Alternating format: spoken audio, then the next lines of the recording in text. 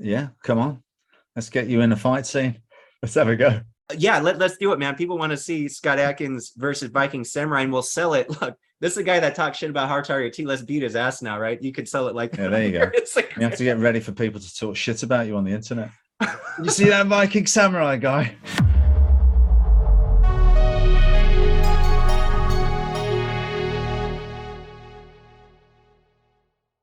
If you were to ask me if I thought I'd ever get Scott Adkins on the channel talking about Hard Target 2, I would have said I doubt it, but it'd be amazing. Well, get rid of the doubt. The doubt's gone. Now all we're left with is amazing. So let me give you a little context on why I really dislike a movie like Hard Target 2. I'll tell you why. Whether it's fair or justified, it's honest and it's the truth. So for me, like, I liked Scott Adkins, right? I was on board with the Ninja, Undisputed movies. He was cool in Expendables 2, etc. Now, the guy does put out a lot of movies. Hello, it's my job. I pay my bills. I feed my family.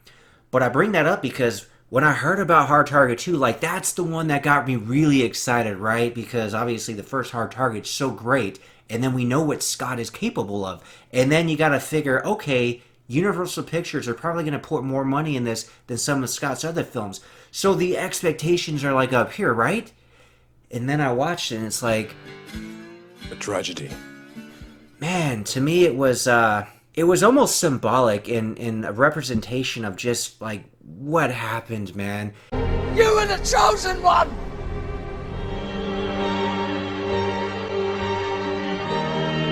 And we knew this genre like that we all loved from the 80s and 90s because, oh, they made some good movies back then in that genre, the action, the martial arts stuff.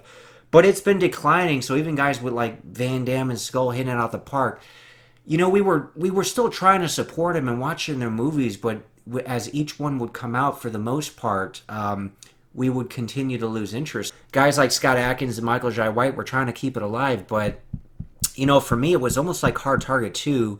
I just felt it was like the death knell. It was just like almost the final nail in the coffin where it's just like, that's it, man. It's all over. That's it. It's done. It's over. I don't know, man. So just like as a fan and a lover of the genre, I just really took it to heart. To me, it was just, it was insulting in a lot of ways. It really was. And that's the honest truth. So I will say, though, you know, on a positive note, Scott has been doing much, much better work lately. I'm happy to say that. I am very happy to say that. So in this video, we're actually going to talk about one of the better films, too. So make sure to stay until the end. I'm going to talk about One Shot.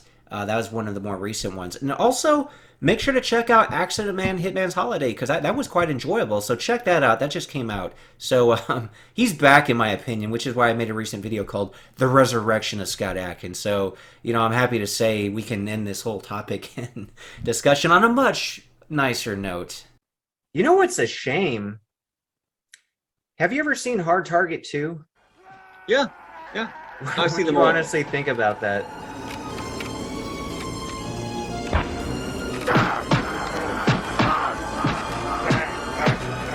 Quite frankly, it sucked.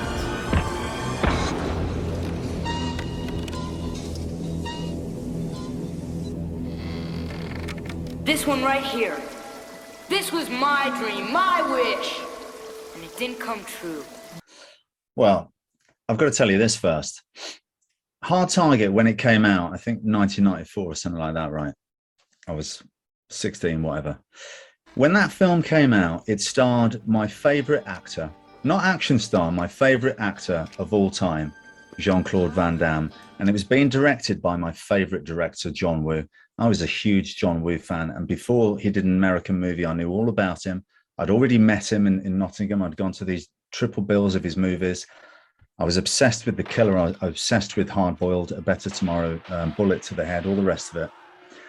So Hard Target, when that came out, I was so eager to see it that I entered this competition so many times that I did win a ticket, and I went to watch it before opening night. And I absolutely flipping loved it, and it's a classic.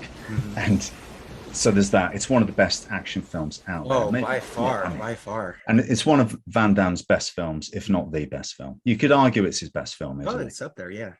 Yeah. So when they offered me Hard Target 2, which is kind of out of the blue, like Universal, so they started taking these older successful films and deciding to do a sequel. 20 years later or whatever. I turned it down. I turned it down quite a few times because I thought, I read the scripts, but I was also doing Doctor Strange at the time, and I didn't think it was going to work out timing wise anyway. And I kept saying, no, I don't think I should do it. But they kept offering me more money. They kept coming back offering me more money. And at the time, I mean, I don't want to sound like an ass or something, but at the time they offered me an amount of money where I thought to myself, I've got to take this for my family because this is, really going to help everyone. And it's, it's show business. So that was the decision I made. But we had no say-so on the script. I couldn't change anything. And I want to say that it's not as bad a film as you're making out. It's not a terrible film. There's much worse films than Hard Target 2. But if you're going to compare it to Hard Target, it's shit. That's because the problem. Hard Target is great. Exactly. But yeah, I don't want to step on the toes of the director because Raul Rain is a very competent director, and he's done some good movies, and he's an amazing cinematographer, and he makes things look great. And we had a specific budget for that. Wasn't a lot. We shot it in 20 days in Thailand. If you think, well, we got all that for 20 days, that's pretty impressive. There's so many different locations and everything.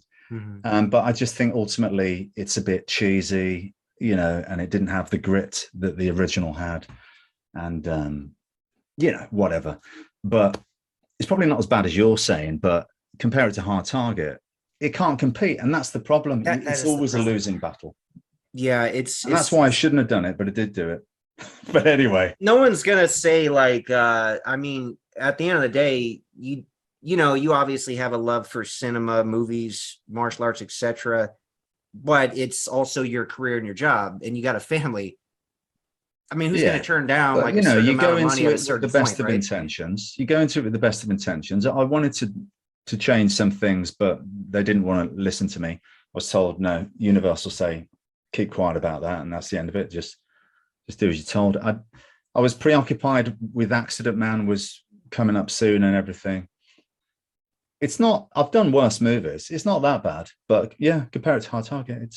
It's never going to be as good as that. You see this?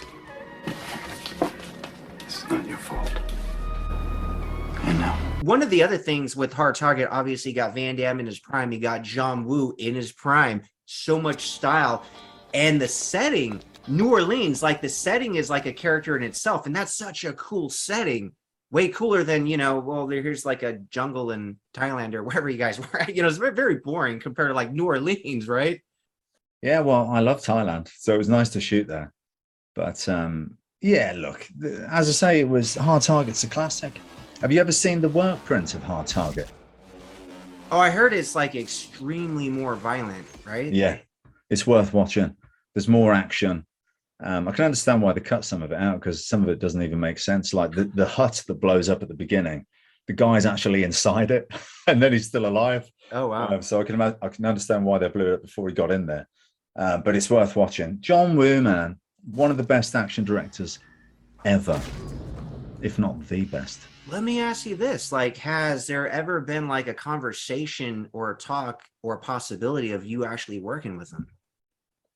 No. I'd love to. I'd love to get him on the Art of Action, but he's kind of difficult to get a hold of, to be honest. Wow. Yeah. I mean, he obviously has to be. He's probably been aware of you for 15 years, I would assume. And you almost think I don't know if he's aware of me. I don't know. You'd almost think something in his head would be imagine what I could do with this guy, right? Because you're capable of doing anything. But with how John Woo could showcase you, that thought had to have been in his head, man, because he's got the think perfect of the films that he did to work with. The films that he did. I mean, Chow Yun-fat was his muse, and he's not a martial artist, is he? Even though he starred in Crouching Tiger, he's an actor and was mostly known for those gunplay movies, The Heroic Bloodshed. I think Van Damme was. I know he did some martial arts films back in the day, but it's not like he always worked with martial arts actors or anything. Van Damme was kind of the first one for a long time for him. Yeah. Can we talk about One Shot a bit? Because I'd love it if your audience were a bit more aware of that. Yes, One Shot. Well, let's just let the audience know a little background behind it. So who came up with the idea that we want to do a Scott Adkins film, but we just want to shoot it in an hour and a half, and that's the whole movie? Just do it in one take, for example. Well, what it was, the director of Eliminators, James Nunn, when we finished that film, which was 2015, he said, do you know what would be great? It'd be great to do like a one-take movie with you, an action film there, because at that point they hadn't done an action film in one take. I think Birdman was coming out at the time, but obviously it wasn't an action film. You got Rope and these other ones and famous oneers throughout the time. And we were like, yeah. So we wrote a story and we were trying to get it financed, but we just couldn't get the money for it. People were scared to do it and they didn't get it. And then of course 1917 came out and swept the Oscars. And then those producers were like, you know, that idea you had about the one-take action movie sounds pretty good now. Do you want to do it? But anyway, we had to rewrite it. We'd written it like a Mad Max type of thing, but they wanted it to be more realistic. And it was set on the island because we needed an enclosed environment so that we could just, you know, have it in that sort of one space because it's going to be a continuous thing.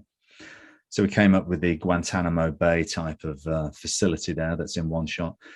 But yeah, I mean, obviously it's not really one shot because you can't do an action film like that. It's too difficult with the explosions and the gunfire and the knife fights and all the rest of it. It's impossible. If anybody actually ever makes a 1.5 hour long one shot action movie, I'll just be amazed because it's going to be boring.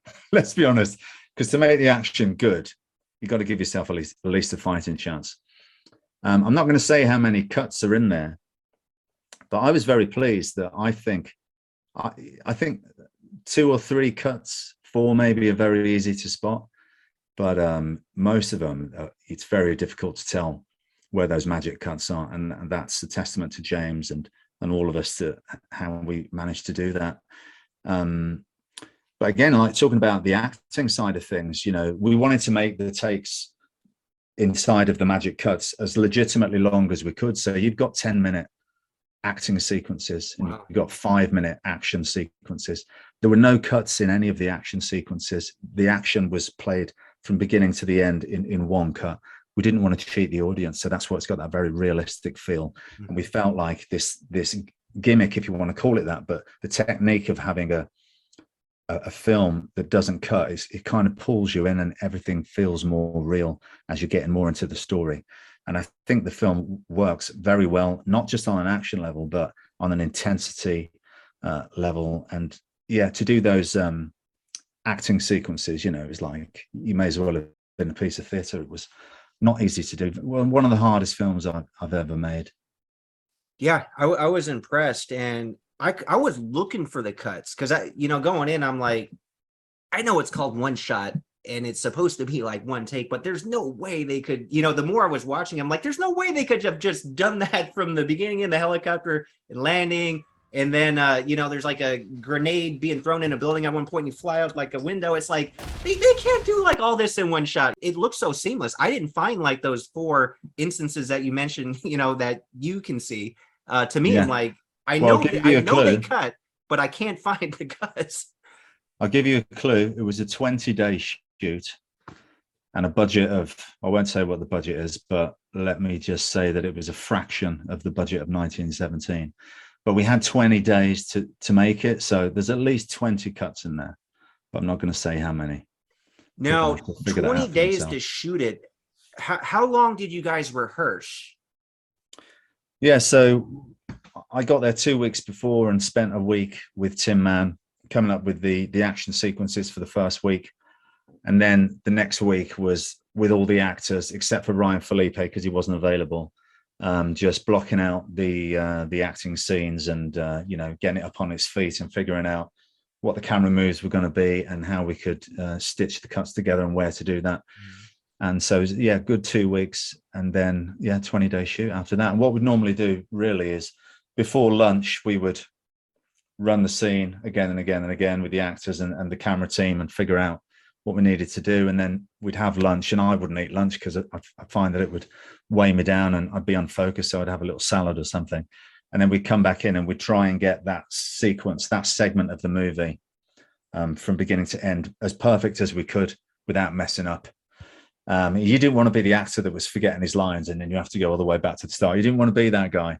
But also what tended to happen, especially when we were outside, the DP once the sun's got to that magic hour level is when everything looked the best. Because if the sun's up there, everything looks flat. But once it's kind of gone behind the horizon, you got that brilliant light. The director always wanted us to deliver the last shot of the day and make that the best one. And a lot of the times that is the one that's in the movie. Wow. So Yeah. speaking of like, obviously you don't want to be the guy that messes up a line, especially if you're 10 minutes into the shot, right? It's like, oh man. Yeah. Did you guys end up doing like any ADR though? Like post-production? Not really. And that was the other thing, because like, American accent for me, which takes some doing. And I've not done it very successfully in the past. I think I did it pretty good in this one. But also because of the nature of the film, you need to be able to just improvise and throw out lines organically as it came to you in the moment, just to keep everything up on the feet. I mean, the script's the script, you got the dialogue, but just to keep everything real, you need to just be able to be talking even off camera, because, you might not know when you're on camera because of the nature of what we were doing. So I don't think we did any ADR, maybe a little bit, of course, but less than a normal film. Mm. Do you, speaking of like the accent, do you feel pressure, or are you pressured to use like an American accent in a lot of films? Because In the beginning, yeah. Oh yeah, in the beginning. In the beginning, when I was starting out, I suppose it kind of coincides with Jason Statham, to be honest. They used to say, no, we can't, the market doesn't want an English accent. It's got to be American. And you're like, but hang on a minute, what, for an action film? Yes. Well, have you heard of James Bond? No. The market doesn't want an English accent. You've got to be American. Oh, fair enough. And then Statham never does an American accent. Yeah, that's right. And you're like, well, why couldn't I do that? But having said that, I do enjoy to play different parts. And I do like to disappear behind an accent.